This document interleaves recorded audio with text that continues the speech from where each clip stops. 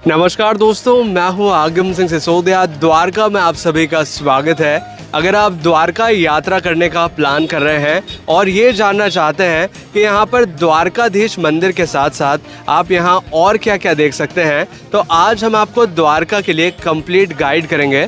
सबसे पहले तो हम आपको लेकर चलेंगे द्वारका के उन सभी फेमस स्थानों और मंदिरों की ओर जो कि द्वारका टूर के दौरान आपको ज़रूर देखने चाहिए, और इसी के साथ हम आपको उन सभी स्थानों को अच्छे से दिखाएंगे जिससे कि आपको कुछ ऐसा अनुभव होगा कि आप हमारे साथ द्वारका घूम रहे हैं। इसी के साथ हम आपको ये जानकारी भी देंगे कि किस तरह से आप द्वारका के लिए टूर प्लान कर सकते हैं, किस तरह से द्वारका के लिए पहुंच सकते हैं, किस तरह की hotel facilities, food facilities, transport facilities यहाँ पर अवेलेबल हैं, और द्वारका के इन सभी स्थानों को घूमने में आपको कितने दिन का समय लगेगा। ये सारी छोटी बड़ी जानकारी आज हम आपके साथ शेयर करेंगे।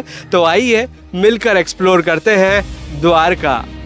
द्वारिका में जिन स्थानों के हम दर्शन करने चलेंगे वे कुछ इस तरह से होंगे कि सबसे पहले हम दर्शन करेंगे द्वारिकाधीश मंदिर में, जहां पर भगवान द्वारिकाधीश विराजमान है। द्वारिकाधीश मंदिर के बाद हम चलेंगे गोमती घाट और सुदामा सेतु को देखने, और फिर यहाँ से आगे बढ़ते हुए हम चलेंगे भेंट द्वारका में दर्शन के लिए, जो कि एक टापू है। भेंट द्वारका के बाद हम चलेंगे रुक्मणी मंदिर में दर्शन के लिए, जो कि माँ रुक्मणी के लिए प्रसिद्ध है, और फिर यहाँ से आगे बढ़ते हुए हम चलेंगे भड़केश्वर महादेव मंदिर में दर्शन के लिए, जो कि समुद्र किनारे बना एक खूबसूरत स्थान है। भड़केश्वर महादेव मंदिर के बाद हम चलेंगे नागेश्वर ज्योतिर्लिंग दर्शन के लिए, जो कि भगवान शिव के ज्योतिर्लिंगों में से एक है। फिर आगे बढ़ते हुए देखेंगे गोपी तालाब, जो कि एक पवित्र स्थान है, और इसके पीछे एक इंटरेस्टिंग कथा भी है जो भी मैं आपको सुनाऊंगा। और फिर गोपी तालाब से आगे बढ़ते हुए हम चलेंगे मराइन नेशनल पार्क के लिए, जहां पर विभिन्न प्रकार के समुद्री जीव पाए जाते हैं। लेकिन बस इतना ही नहीं, इस यात्रा के दौरान और भी कई सारे स्थान हैं जिन्हें हम एक्सप्लोर करेंगे। तो सबसे पहला स्थान जो कि हम द्वारका में एक्सप्लोर करने जा रहे हैं वो है द्वारकाधीश मंदिर, जो कि 4 धामों में से एक धाम है। जैसे कि हिंदुओं में 4 प्रमुख धाम हैं और चारों भारत के अलग अलग डायरेक्शंस में बने हुए हैं, तो उनमें से एक धाम है द्वारका, जिन्हें द्वारका जी भी हम बोलते हैं, द्वारका धाम के नाम से जानते हैं। ये गुजरात में स्थित है। तो मंदिर में दर्शन करने से पहले मैं आपको द्वारकाधीश मंदिर के बारे में कुछ इंपॉर्टेंट जानकारी शेयर करना चाहूँगा कि द्वारकाधीश मंदिर जिस स्थान पर बना हुआ है ये भगवान श्री कृष्ण का घर हुआ करता था, जिसका नाम था हरिगृह।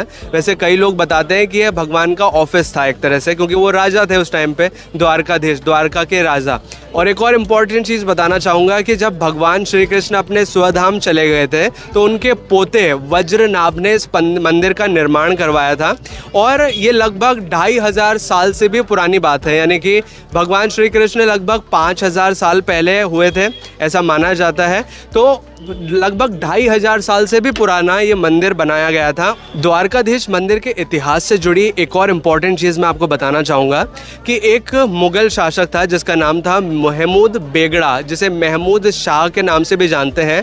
उसने 14वीं सेंचुरी के आसपास द्वारकाधीश मंदिर पर आक्रमण किया और इसे डिस्ट्रॉय कर दिया था। लेकिन इस मंदिर का वापस से पुनरुद्धार किया गया, इसका निर्माण किया गया 15वीं से 16वीं सेंचुरी के बीच, मतलब 1500 से 1600 सेंचुरी के बीच इसका पुनर्निर्माण किया गया। और उसके बाद आप देख पाएंगे पीछे की तरफ कि काफ़ी बड़ा सा विशालकाय मंदिर है, जो कि अभी हम देख सकते हैं, और यहीं पर हम भगवान के दर्शन करते हैं। इस मंदिर की शैली के बारे में अगर बात करें तो ये मारू गुर्जर शैली में बना हुआ है, जिसे सोलंकी शैली के नाम से भी जाना जाता है। द्वारिकाधीश मंदिर ही वह स्थान है जहां पर मीराबाई भगवान श्री कृष्ण में विलीन हो गई थीं। द्वारकाधीश मंदिर के अगर टाइमिंग की बात करें तो ये सुबह 6 बजे ओपन हो जाता है और दोपहर 1 बजे तक ये ओपन रहता है। फिर ये शाम को ओपन होता है 5 बजे और रात को 9:30 बजे तक ओपन रहता है। लेकिन एक चीज़ का आप ज़रूर ध्यान रखें, सुबह 8 बजे से 9 बजे तक मंदिर वापस से क्लोज़ हो जाता है, क्योंकि भगवान का उस टाइम पे श्रृंगार टाइम होता है। तो उस टाइम को भी अगर आप चाहें तो अवॉइड कर सकते हैं अगर आप दर्शन के लिए आ रहे हैं। द्वारकाधीश मंदिर में अब हम चल रहे हैं दर्शन के लिए, लेकिन एक इम्पॉर्टेंट चीज़ मैं आपको बताना चाहूँगा कि द्वारकाधीश मंदिर में किसी भी तरह का मोबाइल फ़ोन, इलेक्ट्रिक डिवाइस, किसी भी तरह की चाबी या फिर बैग, जैसे हैंड बैग वगैरह कुछ भी आप ले जाते हैं तो ये चीज़ें अलाउड नहीं होती।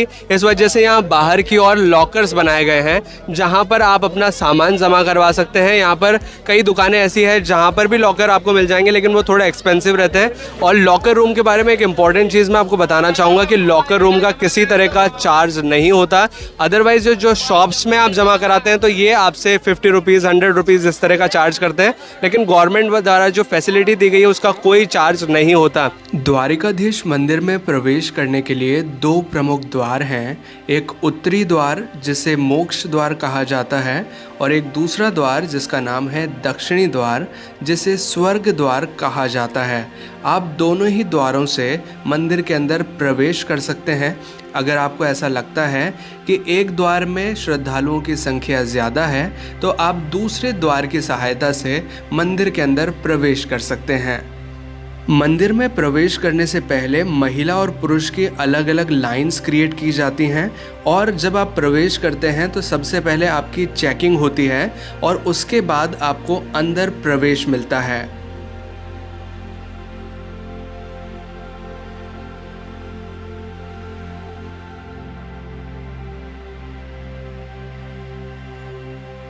तो अब मंदिर में हम दर्शन करके आ चुके हैं द्वारकाधीश भगवान के, और मंदिर के अंदर के बारे में मैं आपको बताना चाहूँगा कि भगवान द्वारकाधीश की ब्लैक कलर की प्रतिमा है, चतुर्भुज प्रतिमा अंदर विराजमान है, जो कि चांदी और सोने के सिंहासन पे है, जिनके आप अंदर जाके दर्शन कर सकते हैं। और मंदिर पूरा सैंडस्टोन का बना हुआ है, यानी कि जो रेतीला पत्थर होता है उसका आर्किटेक्चर आपको देखने मिलेगा। और बाहर से आपको जो नई कला है वो दिखेगी, लेकिन अंदर जब आप जाएंगे तो मंदिर का जो पुराना वाला स्ट्रक्चर है वो भी आपको देखने मिलेगा, जो कि आपको पुराने मंदिर के अवशेष की तरह आप देख सकते हैं और ये अंदाज़ा लगा सकते हैं कि मंदिर कितना पुराना है। तो मंदिर काफ़ी अच्छा है, काफ़ी खूबसूरत है, आपको यहाँ दर्शन करने ज़रूर आना चाहिए। मंदिर के बाहर एक छोटा सा लोकल मार्केट है जिसमें विभिन्न प्रकार की दुकानें हैं जहाँ से आप प्रसाद खरीद सकते हैं। यहाँ पर कई सारे भोजनालय भी बने हुए हैं जहाँ पर विभिन्न प्रकार के जो डिशेस हैं वो उपलब्ध हो जाती हैं। स्पेशली जो गुजराती व्यंजन हैं वो यहाँ के खास हैं जिन्हें आप ट्राई कर सकते हैं। और साथ ही भगवान द्वारिकाधीश के कई सारे स्टैचूज़, कई सारी प्रतिमाएं यहाँ पर मिलती हैं जिन्हें आप अपने घर ले जा सकते हैं। और ये प्रतिमाएं काफ़ी खूबसूरत हैं और अलग अलग साइज़ेस के साथ आपको यहाँ उपलब्ध हो जाती हैं।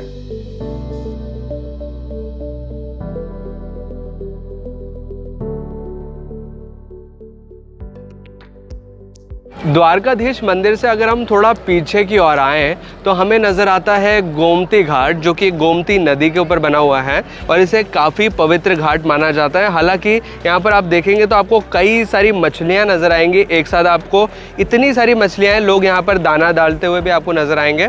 और साथ ही इसी घाट पर आपको बोटिंग की सुविधा नज़र आएगी, जैसे कि आप देख सकते हैं। अगर आप चाहें तो बोटिंग भी यहाँ कर सकते हैं। और जो पीछे आपको ब्रिज नज़र आ रहा है इसका नाम है सुदामा सेतु। ये भगवान कृष्ण के परम मित्र सुदामा जी के नाम पर रखा गया है। और इस ब्रिज का अभी तो यहाँ पे ये क्लोज़ करा हुआ है, इस ब्रिज से उस पार जाया जाता है वैसे। और वहाँ पर आप देख सकते हैं कि इस तरह से बैठने की सुविधा अवेलेबल है। अभी लोग शायद बोटिंग के थ्रू वहाँ जा रहे हैं और वहाँ एक तरह का बीच नुमा बना हुआ है। हालांकि एक और चीज़ बताना चाहूँगा कि यहाँ पर आप देखेंगे तो ये जो गोमती नदी है डायरेक्टली समुद्र में जाकर मिल रही है यहाँ से। तो कहें तो ये थोड़ा सा, अगर कहें तो ये मीठा पानी हो गया, वो खारा पानी हो गया। गोमती नदी के उस पार जो बीच एरिया हमको नज़र आ रहा है उसका नाम द्वारका बीच है, जहाँ पर भी अगर आप चाहें तो कुछ टाइम स्पेंड कर सकते हैं। यहीं पास में श्री दुर्वासा कुंड भी बना हुआ है जिसके भी आप दर्शन कर सकते हैं। अब हम चल रहे हैं बेट द्वारका के लिए, जिसे हम भेंट द्वारका भी बोलते हैं। ये एक तरह का आइलैंड है, यानी कि टापू है। और यहाँ तक पहुँचने के लिए सबसे पहले हमें द्वारका से ओखा के लिए जाना होता है और द्वारका से ओखा का डिस्टेंस है 31 किलोमीटर्स का अप्रॉक्सीमेटली।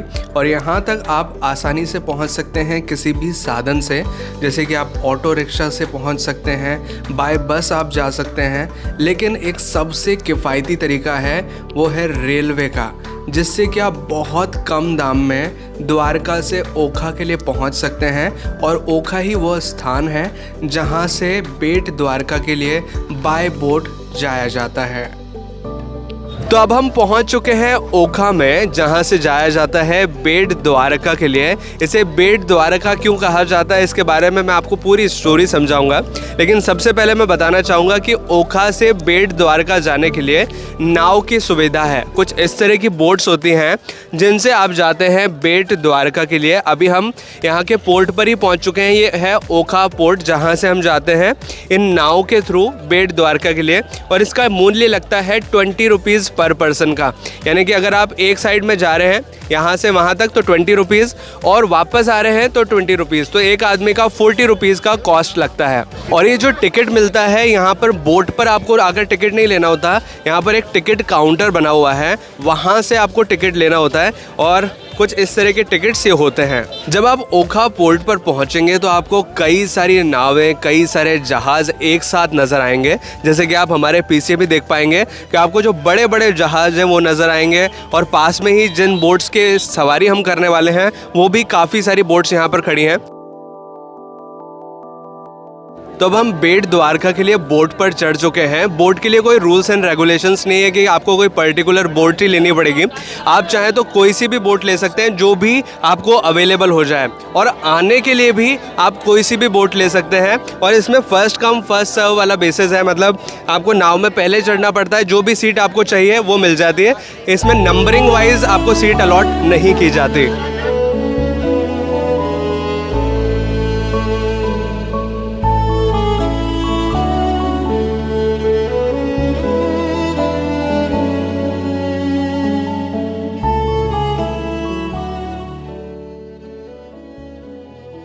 जब आप बेट द्वारका के लिए जाएंगे बोट में सवार होकर तो आपको कुछ इस तरह का नज़ारा नज़र आएगा। आप मेरे पीछे देख पाएंगे कई सारे पक्षी जो कि एक साथ बोट के ऊपर मंडराते हुए नज़र आएंगे। ऐसा ही सिर्फ हमारी बोट के साथ नहीं हो रहा, जितनी भी बोट्स जाती हैं यहाँ से लगभग सभी बोट्स के ऊपर कुछ इस तरह से पक्षी आपको नज़र आएंगे, जो कि एक बहुत ही खूबसूरत सीनरिक व्यू क्रिएट कर देता है।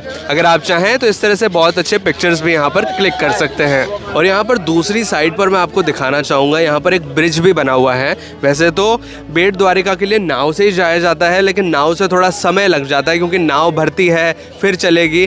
लेकिन एक ब्रिज बनाया जा रहा है जो कि डायरेक्टली बेट द्वारका को ओखा से जोड़ता है, जिससे कि बहुत इजी ट्रांसपोर्टेशन हो जाएगा। लेकिन फ़िलहाल के लिए वो ब्रिज चालू नहीं है, लेकिन जब भी चालू होगा तो उससे ट्रांसपोर्टेशन बहुत आसान हो जाएगा।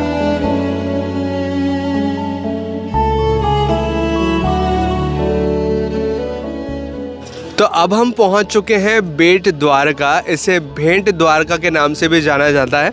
इसका नाम बेट द्वारका क्यों रखा गया है इसके बारे में मैं आपको थोड़ा बताना चाहूँगा कि जब भगवान श्री कृष्ण के परम मित्र सुदामा आए थे तो वो भेंट द्वारका में चावल लेकर आए थे। तो उन्होंने चावल भगवान श्री कृष्ण को एक तरह से उपहार के रूप में, भेंट के रूप में दिए थे।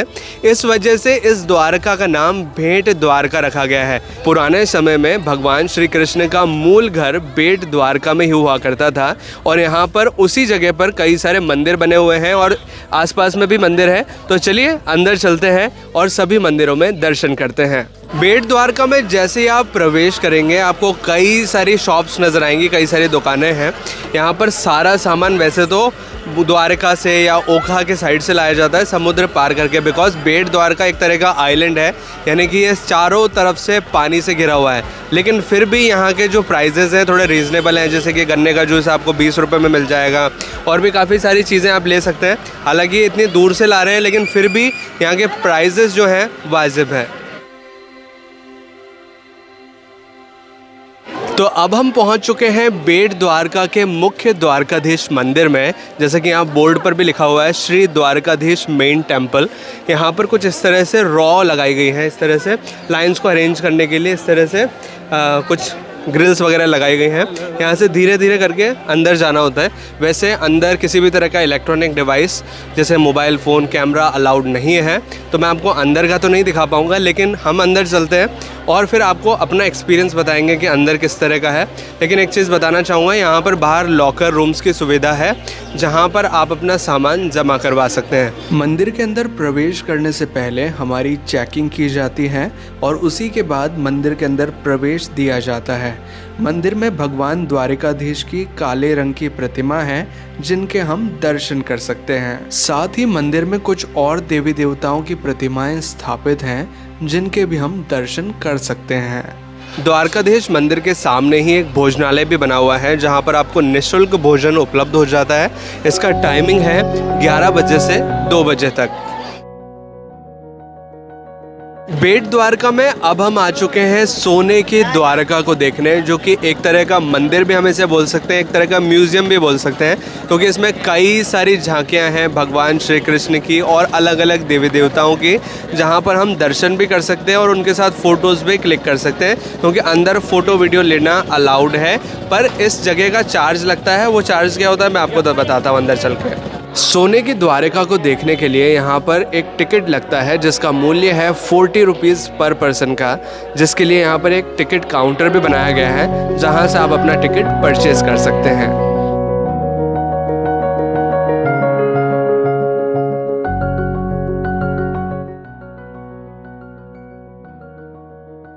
तो अब हमने प्रवेश कर लिया है सोने की द्वारका के अंदर और अंदर आते ही बेहद खूबसूरत नज़ारा हमारे सामने आया है। आप एक्चुअल में देखेंगे इसे अंदर से तो आपको बहुत खूबसूरत सी ये सोने की द्वारका नज़र आएगी। हालांकि ये आर्टिफिशियल है, यानी कि इसे बाद में बनाया गया है। ये पुरानी द्वारका नहीं है। पुरानी जो सोने की द्वारका थी वो तो जलमग्न हो गई थी। जैसे ही भगवान श्री कृष्ण अपने स्वधाम के लिए गए उसी के बाद जो द्वारिका थी वो पानी के अंदर डूब गई थी। लेकिन ये एक तरह से मतलब झांकियाँ इस मंदिर में बनाई गई है। एक तरह का मंदिर है जिसमें कि कई सारे देवी देवता भगवान की अलग अलग लीलाओं का वर्णन मिलता है और कई सारी झांकियाँ बनाई गई हैं। तो चलिए आगे बढ़ते हैं और इस मंदिर को देखते हैं जिसका नाम है सोने की द्वारिका। कई लोग इसे म्यूजियम भी कहते हैं। इस झांकी में हम देख रहे हैं भगवान श्री कृष्ण का मथुरा में जन्म। इस दृश्य में हम देख सकते हैं भगवान श्री कृष्ण को वासुदेव जी लेकर जा रहे हैं यमुना पार कराते हुए और शेषनाग छत्र छाया देते हुए भगवान श्री कृष्ण को। इस दृश्य में हम देख सकते हैं पूतना वध भगवान श्री कृष्ण द्वारा। गैयां चराते हुए भगवान श्री कृष्ण और अन्य ग्वाले। इस दृश्य में हम देख सकते हैं भगवान श्री कृष्ण माखन चुराते हुए। ये दृश्य काफ़ी खूबसूरत है क्योंकि इसमें आप देख सकते हैं भगवान श्री कृष्ण को कालिया नाग पर नृत्य करते हुए। इस दृश्य में दिखाया गया है मामा कंस का वध और ये झांकियाँ बेहद खूबसूरत हैं। इस दृश्य में देख पा रहे हैं धनुकासुर का वध भगवान श्री कृष्ण द्वारा। इस दृश्य में बकासुर वध को दर्शाया गया है। इस दृश्य में हम देख सकते हैं गोपियों के साथ रास लीला करते हुए भगवान श्री कृष्ण। इस दृश्य में हम देख सकते हैं चीर हरण लीला। यहाँ पर भगवान श्री कृष्ण पेड़ पर बैठे हुए हैं और गोपियाँ यहाँ पर स्नान करते हुए नजर आ रही हैं। यहाँ पर जितनी भी झांकियाँ बनाई गई हैं वो सभी सीरियल वाइज बनाई गई हैं। भगवान श्री कृष्ण के जन्म से लेकर एंड तक जितनी भी लीलाएं हैं सभी इस तरह से झांकियों के रूप में दर्शाई गई हैं।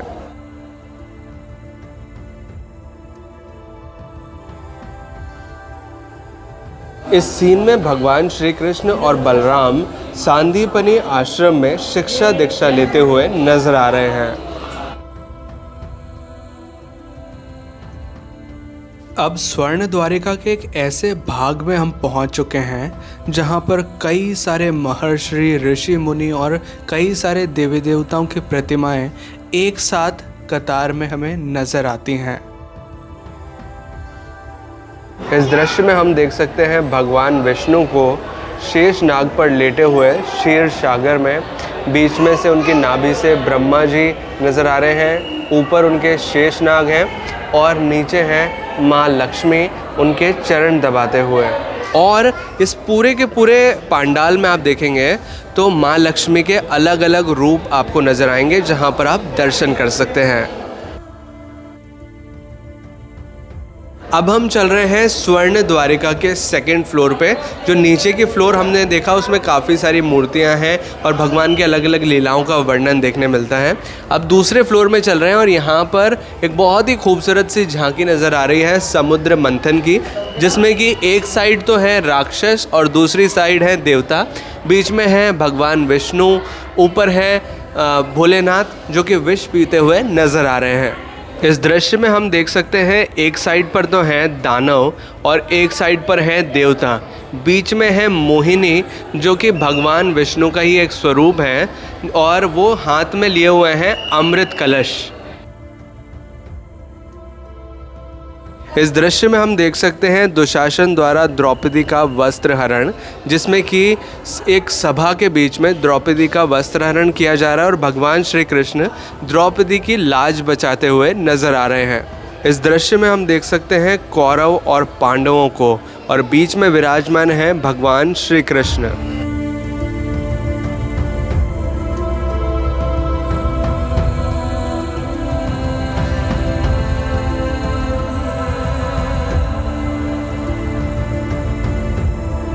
इस दृश्य में हम देख सकते हैं महाभारत का सीन, जब भगवान श्री कृष्ण ने अपना विराट स्वरूप अर्जुन को दिखाया था। स्वर्ण द्वारिका के अब एक ऐसे भाग में हम आ चुके हैं जहां पर चारों धामों के दर्शन हम एक साथ कर सकते हैं। ये दृश्य है भालका तीर्थ का, जहाँ पर भगवान श्री कृष्ण को तीर लगा था और ये तीर मारा था जरा नामक शिकारी ने और इसके पश्चात कुछ दिनों के अंदर भगवान श्री कृष्ण ने अपनी देह त्याग कर अपने स्वधाम की ओर प्रस्थान किया था। बेट द्वारका में अब हम पहुंच चुके हैं हनुमान डांडी मंदिर में। ये दुनिया का एकमात्र ऐसा मंदिर है जहां पर हनुमान जी और उनके पुत्र मकर ध्वज की जो प्रतिमाएं हैं वो एक साथ स्थापित हैं। मकर ध्वज का जन्म हुआ था एक पसीने की बूंद से जो कि मगरमच्छ ने निगल ली थी। जब हनुमान जी लंका जलाकर समुद्र में डुबकी मार रहे थे तो उस दौरान उनके पसीने की बूंद एक मगरमच्छ ने निगल ली थी। कई लोग कहते हैं ये मछली ने निकली थी और कई लोग कहते हैं कि ये मगर ने निकली थी, क्योंकि नाम भी मकर ध्वज है। तो मुझे ऐसा लगता है कि मगर ने निगली थी एक पसीने की बूंद और उससे मकर ध्वज का जन्म हुआ था। तो पिता पुत्र का ये दुनिया में एकमात्र मंदिर है जहाँ पर अब हम दर्शन करने चल रहे हैं। हनुमान जी को मकर ध्वज के बारे में तब पता लगा जब हनुमान जी पाताल में गए थे अहिरावण की कैद से राम लक्ष्मण को छुड़ाने के लिए, क्योंकि अहिरावण भगवान राम और लक्ष्मण को पाताल ले गया था मारने के लिए और अहिरावण के द्वारपाल थे मकर ध्वज। उन दोनों की फाइट होने के बाद हनुमान जी गए थे पाताल में, मतलब मकर ध्वज को वहाँ पर बांध करके हनुमान जी पाताल गए थे और फिर राम और लक्ष्मण को वहाँ से छुड़ा कर लाए थे। हनुमान डांडी मंदिर के अंदर एक निःशुल्क भोजनालय भी है जहां पर आप भगवान की प्रसादी ग्रहण कर सकते हैं। इसका टाइमिंग है लगभग सुबह 11 बजे से दोपहर के 3 बजे तक। तो अब हम बेट द्वारका से वापस से द्वारका की ओर चल रहे हैं, क्योंकि द्वारका में और भी कई सारे प्रसिद्ध स्थान हैं जो कि अभी देखना शेष हैं। द्वारका में अब हम एक ऐतिहासिक मंदिर के दर्शन करने आ चुके हैं जो कि है माता रुक्मणी का मंदिर। इसे रुक्मणी मंदिर या रुक्ष्मणी मंदिर के नाम से भी जाना जाता है। ये मंदिर ऐतिहासिक रूप से इसलिए इम्पोर्टेंस रखता है क्योंकि इसके पीछे एक कहानी है जो कि मैं आपको सुनाने वाला हूँ। लेकिन इससे पहले मैं बताना चाहूँगा, माता रुक्मणी भगवान श्री कृष्ण की धर्म पत्नी है, उनका ये मंदिर है। कहानी कुछ इस तरह की है कि एक बार भगवान श्री कृष्ण और माता रुक्मणी ने ऋषि दुर्वासा को खाने के लिए आमंत्रित किया, यानी कि भोजन के लिए आमंत्रित किया। तो ऋषि दुर्वासा ने बोला कि मुझे आप रथ पर लेकर जाएंगे और रथ के लिए शर्त यह रहेगी कि रथ आप दोनों को खींचना होगा, घोड़े या किसी तरह से रथ को नहीं खींचा जाएगा, आपको और माता रुक्मणी दोनों को ही रथ को खींचकर मुझे लेकर जाना होगा। तो भगवान ने इस आग्रह को स्वीकार करके रथ को खींचना शुरू किया। लेकिन एक ऐसा पॉइंट आया जिस पर जाकर माता रुक्मणी को प्यास लगी। तो हुआ ये कि भगवान श्री कृष्ण रथ से उतरे और अपने पैर के अंगूठे से एक छेद किया जिससे कि पानी उत्पन्न हुआ। और पानी उत्पन्न होने के बाद माता रुक्मणी ने और भगवान श्री कृष्ण ने पानी पी लिया। लेकिन ऋषि दुर्वासा से पूछना भूल गए, और पूछना भूल गए तो इससे क्या हुआ कि ऋषि दुर्वासा क्रोधित हो गए कि मेरा अपमान हुआ है, मेरे से तो पानी के बारे में पूछा ही नहीं, खुद पानी पी लिया और मुझसे नहीं पूछा, तो एक तरह से ब्राह्मण का अपमान हो गया। तो उन्होंने क्या बोला कि मैं इस चीज़ से बहुत ज़्यादा क्रोधित हूँ, और उनको श्राप दे दिया कि 12 साल तक भगवान श्री कृष्ण और रुक्मणी देवी का वियोग हो जाएगा, वो साथ में नहीं रह पाएंगे। तो इस वजह से रुक्मणी देवी यहीं पर रह गई और यहाँ पे उनका मंदिर बन गया। कुछ इस तरह की स्टोरी है रुक्मणी देवी मंदिर की। द्वारका में अब हम पहुंच चुके हैं भड़केश्वर महादेव मंदिर में, जिसका मंदिर तो ज़्यादा बड़ा नहीं है, लेकिन मंदिर का जो आर्किटेक्चर आप बाहर से देख रहे हैं, ये एक शिवलिंग नुमा आर्किटेक्चर में इस मंदिर को बनाया गया है। हालांकि जो मेन मंदिर है वो इस शिवलिंग रूपा मंदिर के अंदर है, जहाँ पर छोटा एक शिवलिंग है जहाँ पर आप दर्शन कर सकते हैं। ये है भड़केश्वर महादेव मंदिर। लेकिन इस मंदिर की एक खास बात है इसकी लोकेशन, क्योंकि यहाँ पर आप देखेंगे तो पड़ोस में ही समुद्र आपको नज़र आएगा। मतलब ये मंदिर है बिल्कुल समुद्र के किनारे पर बनाया गया है। दूर आप देखेंगे तो एक लाइट हाउस नजर आएगा जो शिप्स की डायरेक्शन वगैरह को आइडेंटिफाई करने के लिए, डिटेक्शन करने के लिए मदद करता है। तो लाइट हाउस आपको नजर आएगा, और यहाँ पर एक वॉकवे भी बना हुआ है जो मैं आपको कुछ ही देर में दिखाऊंगा। लेकिन यहाँ पर आप बैठकर कुछ इस तरह से टाइम स्पेंड कर सकते हैं। एक अच्छी जगह है, पास में ही छोटा सा बीच एरिया भी है जहाँ पर आप टाइम स्पेंड कर सकते हैं। कुछ लोग हैं यहाँ पर जो कि अभी बीच एरिया में एंजॉय कर रहे हैं।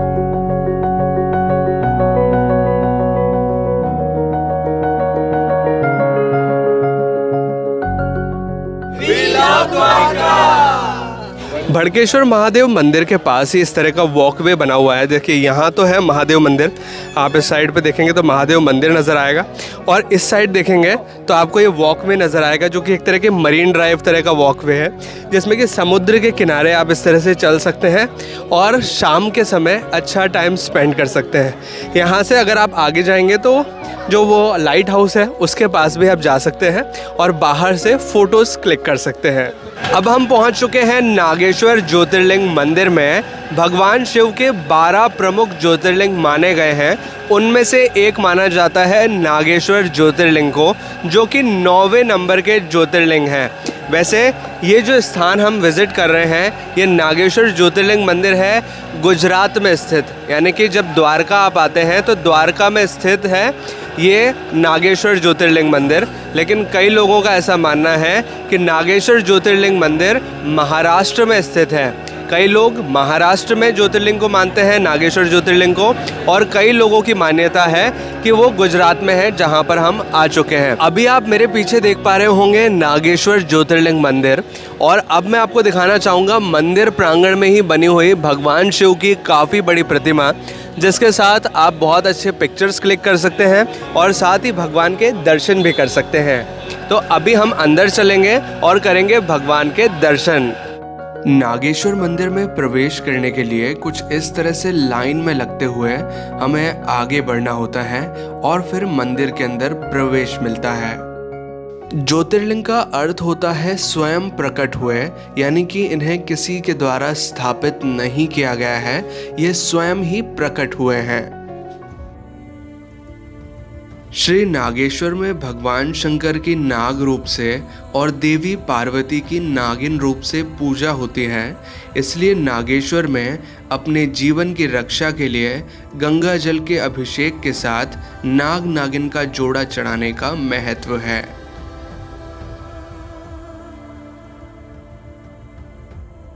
अब हम एक बहुत ही ऐतिहासिक और पौराणिक स्थान पर पहुंच चुके हैं, जिसका नाम है गोपी तालाब।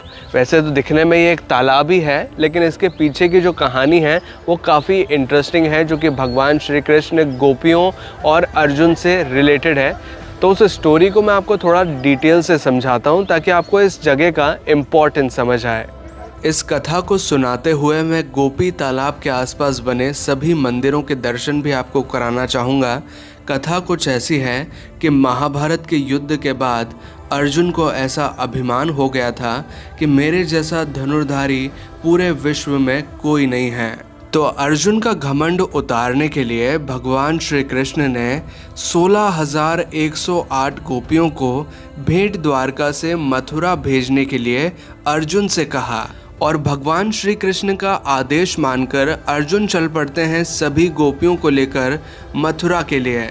और रास्ते में एक तालाब आता है जिसका निर्मल जल देखकर सभी गोपियां स्नान करने को चली जाती हैं। और उसी वक्त भगवान श्री कृष्ण अपने हाथ के मैल से भील लोग यानी कि काबा लोगों को उत्पन्न करते हैं जो कि अर्जुन को लूट लेते हैं। अर्जुन को लूटता देखकर सारी गोपियां इस तालाब में अपने प्राण न्यौछावर कर देती हैं। इसीलिए इस तालाब को गोपी तालाब कहा जाता है और इसकी मिट्टी गोपी चंदन कहलाती है। और इसी वजह से यहाँ की मिट्टी को बहुत पवित्र माना जाता है और इस तरह से गोपी चंदन के नाम से बेचा जाता है जो कि श्रद्धालु अपने अपने घर लेकर जाते हैं। और यहाँ पास में ही कई मंदिरों के अंदर राम नाम का तैरता पत्थर भी आपको नज़र आएगा जिसके भी आप दर्शन कर सकते हैं। अब हम चल रहे हैं मराइन नेशनल पार्क के लिए जिसका डिस्टेंस द्वारका से लगभग 30 किलोमीटर्स का है। और अगर इसके डिस्टेंस की बात करें नागेश्वर ज्योतिर्लिंग से तो इसका डिस्टेंस है लगभग 15 से 16 किलोमीटर का। और ये जिस एरिया में पड़ता है उसका नाम है पोसीत्रा। मराइन नेशनल पार्क तक जाते हुए हमें रास्ते में कुछ नमक उत्पादन क्षेत्र नजर आते हैं जहां पर पानी को सुखाकर नमक उत्पादन किया जाता है। अब जिस स्थान पर हम पहुंच चुके हैं इसका नाम है मरीन नेशनल पार्क। हमने कई सारे नेशनल पार्क्स देखे हैं जिसमें कि हम फॉरेस्ट में जाते हैं, जंगली जानवरों को देखते हैं, लेकिन ये जो नेशनल पार्क है ये काफ़ी यूनिक है क्योंकि ये है मराइन नेशनल पार्क। मराइन से मतलब होता है जितने भी समुद्री जीव हैं हम इस नेशनल पार्क के अंदर देख सकते हैं, यानी कि जैसे कि ऑक्टोपस है, पफर फिश है, स्टार फिश है या फिर जो क्रैब्स वगैरह होते हैं जैसे केकड़ा हम बोलते हैं, और भी विभिन्न प्रकार की जो मछलियाँ हैं वो मरीन नेशनल पार्क के अंदर देखी जा सकती हैं। अभी मैं आपको थोड़े से टाइमिंग और इसके चार्जेस बताने वाला हूँ, लेकिन एक चीज़ बताना चाहूँगा कि ये जो पानी आप अभी देख रहे हैं ये समुद्र का पानी है और दूर आप एक आइलैंड देख पा रहे होंगे, एक छोटा सा आइलैंड, वहाँ तक के लेवल पे ये पानी सारा उतर जाता है। पानी उतरने से मतलब कि ये जो पानी है समुद्र का इसका लेवल पूरा नीचे हो जाता है। बस इतना आपके पैर इतने से डूबेंगे, इतना पानी होता है इसके अंदर। और ये पानी सुबह के टाइम पे उतरता है या फिर रात को उतरता है, जिससे कि क्या होता है जितने भी समुद्र में ये जीव पाए जाते हैं वो सभी आपको एक तरह से सतह पर नज़र आते हैं। जैसे कि ऑक्टोपस नज़र आ गया, क्रैब नज़र आ गया, कोई भी जो जीव हैं वो इसकी सतह पर नज़र आते हैं। तो आप पूरे के पूरे इस एरिया में मतलब पूरे इस समुद्र में पैदल जा सकते हैं और उन जानवरों को हाथ में लेकर के देख सकते हैं, टच कर सकते हैं, उनको फील कर सकते हैं। मतलब ये एक अलग अनुभव होता है।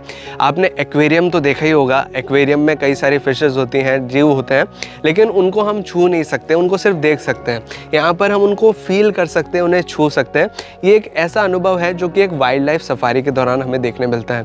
तो मरीन नेशनल पार्क अगर आप आना चाहते हैं तो इसके टाइमिंग मैं आपको क्लियर करना चाहूँगा।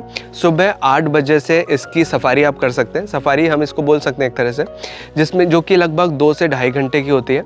इसमें पर व्यक्ति का चार्ज लगता है 50 रुपीज़ पर पर्सन का। और अगर गाइड आप लेना चाहते हैं तो उनका चार्ज होता है 500 रुपीज़ का।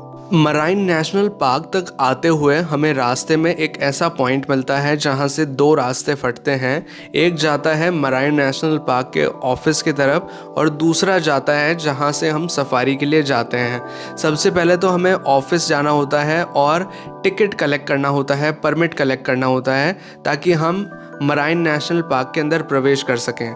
जब हम टिकट ले लेते हैं तो फिर हमें दूसरे रास्ते को चुनकर जाना होता है मराइन नेशनल पार्क में।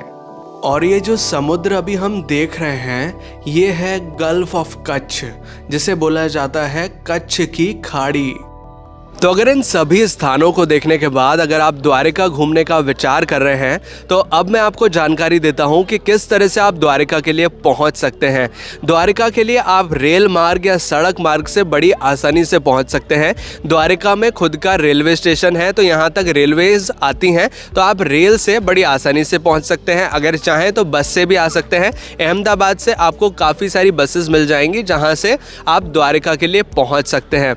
और बात करें कि अगर आप यहां आ जाते हैं तो आप कहां पर स्टे कर सकते हैं, तो रेलवे स्टेशन या बस स्टैंड के पास आपको काफ़ी सारे होटल्स मिल जाएंगे, रेस्टोरेंट्स मिल जाएंगे जहां पर आप बजट फ्रेंडली तरीके से रुक सकते हैं, अच्छा फूड ट्राई कर सकते हैं। और साथ ही मंदिर जो है द्वारिकाधीश का मुख्य मंदिर, उसके आसपास भी कई सारे होटल्स हैं, वहां पर आपको रूम मिल जाएगा।